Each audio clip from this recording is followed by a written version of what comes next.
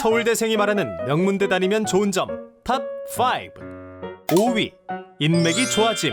명문대는 전국에서 공부 좀 했다는 애들, 공부로 날고 긴다는 애들이 모인 곳이기 때문에 기본적으로 동기들이 거의 다 똑똑합니다.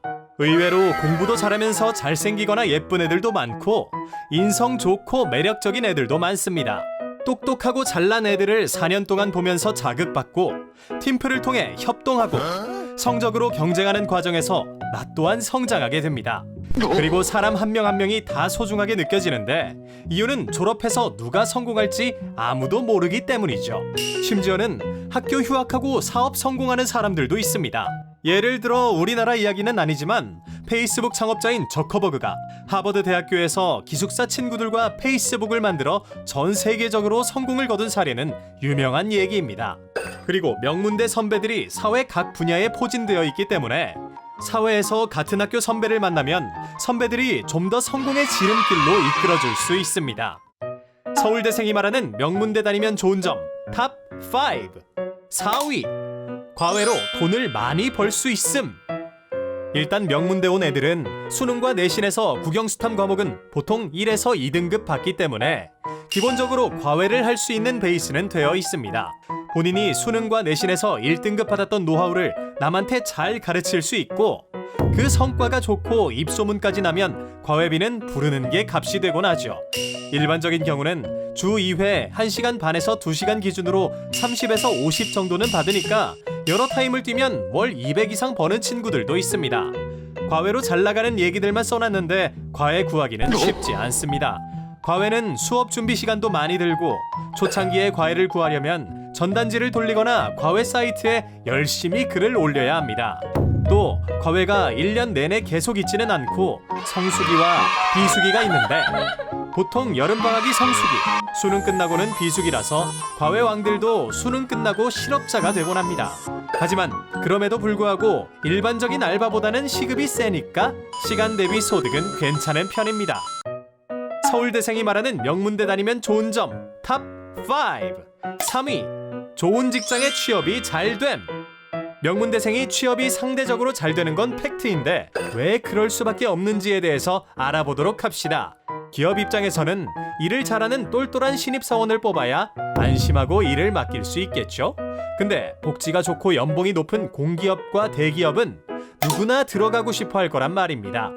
그렇기 때문에 대기업과 공기업에서 신입사원을 뽑으라 하면 모든 지원자가 저는 회사를 위해 준비된 인재이며 회사에 뼈를 묻을 각오가 되어 있습니다.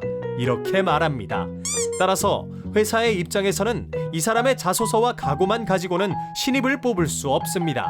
그럼 수능 등급처럼 이 사람이 똑똑한 인재인가를 객관적으로 볼 수 있는 지표가 필요한데 그 기준이 대학교의 레벨이 됩니다. 명문대는 어떻게 보면 지원자가 고등학교 3년 동안 선생님 말을 잘 듣고 숙제 잘하고 중간고사, 기말고사 총 12번의 시험과 수능에 대해 성실하게 공부해서 좋은 성적을 받았다는 보증서가 되는 거고, 그럼 기업의 입장에서는 이 사람에 대해서 신뢰가 생기게 됩니다. 따라서 신입사원을 뽑을 때 대학교 레벨을 보는 경우가 많은 거죠. 명문대를 보면 우수 인재를 먼저 채용하기 위해 대기업들이 와서 채용 설명회도 하고 리크루팅 부스를 열기도 합니다. 따라서 명문대생은 대기업, 공기업 취업이 상대적으로 잘 된다고 보면 됩니다. 서울대생이 말하는 명문대 다니면 좋은 점 탑 5. 2위 목표에 대한 성취감이 생김. 일단 명문대에 합격하게 되면 내가 고등학교 3년 동안 열심히 노력해서 뭔가를 이뤘다에 대한 성취감이 엄청나게 큽니다. 이런 성취감을 맛본 사람과 그렇지 못한 사람은 차이가 큰데, 성취감을 맛본 사람은 열심히 노력하면 무엇인가를 이룰 수 있구나를 깨닫고 다음 목표를 찾고 거기에 몰두하게 됩니다. 예를 들어 내가 고등학교 3년 동안 열심히 공부해서 명문대를 왔으니 내가 대학교 4년 동안 열심히 공부한다면 좋은 직장에 취직할 수 있을 거야 라고 확신하고 명문대 입학이라는 1차 목표가 아닌 또 다른 2차 목표를 위해 노력하게 됩니다. 이건 공부뿐만 아니라 삶의 여러 분야에서 적용될 수 있는데 연애 분야에 적용시키면 성취러들은 내가 살 빼고 운동하고 피부 관리하는 등 열심히 노력하면 예쁜 여자친구를 사귈 수 있겠지? 와 같은 목표를 설정하고 그 목표를 성취하기도 합니다. 이러한 사람들은 성취에 대한 열망이 강하고 그 실행력 또한 강하기 때문에 원하는 바는 꼭 이루고 말죠. 서울대생이 말하는 명문대 다니면 좋은 점 탑5. 1위, 인생에 자신감이 생김.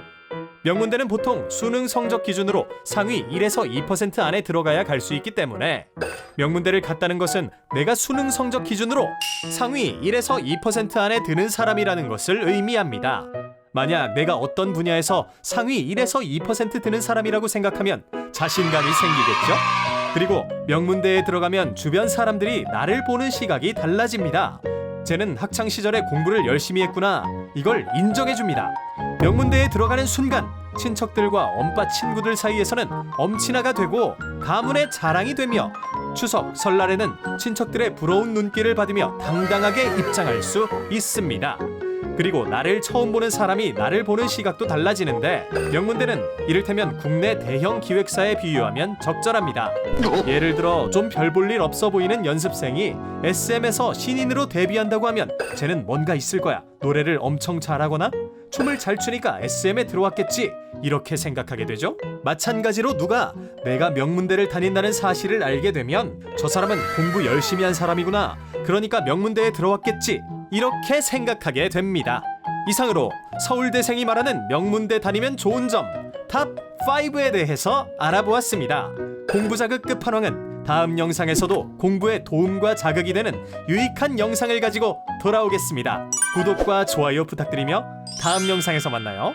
안녕!